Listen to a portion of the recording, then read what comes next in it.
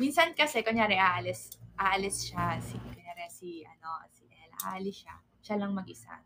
Tapos, sasabay lang dito na ako sa bahay. Tapos tatanungin niya, anong gusto mong pasalubong? Ay, anong gusto mong, pasalubong, sabi niya ganyan. Tapos sabi ko, surprise me, ganyan.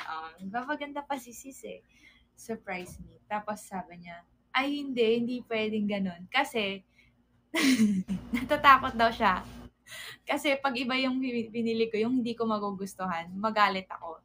Sasabihin ko, ay ayoko niya. Ganon, baka daw i-reject ko yung pagkain na niya, binili niya sa akin. So sabi niya, hindi ako yung klase ng ganong tao yun nga, yung hindi ako yung ganun yung klaseng tao na, kunyari pag sabi ko surprise me, alam niya na yung pagkain na gusto ko. Hindi ganon. So, ako yung klase ng tao na kailangan sabihin ko ano yung gusto ko talaga. Kasi, minsan nadi-disappoint talaga ako. Nasasad talaga ako kapag hindi ko gusto yung pagkain. Ganon. So, kaya sabi niya, ay hindi tayo gaganyan today. Sabi niya ganyan. Kasi, ayaw niya magalit ako. Ganon.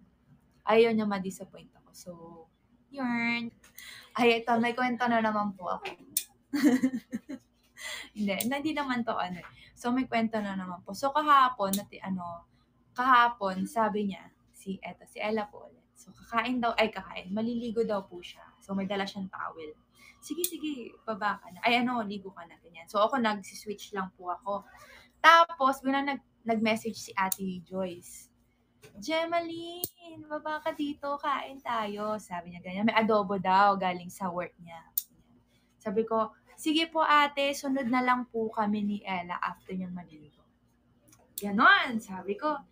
Tapos, nag-send ulit ng message. Pagkita ko, nag-send ng picture. Nakain na yung isa. Hindi pala naliligo, kumakain na. Tapos sabi ko, hala, edi wow, ha, sabi ko kay ate.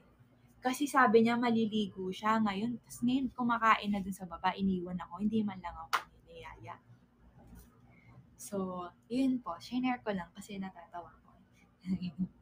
Tapos, naligo na lang siya after kumain. So, natuloy po. Kumain na lang po kami.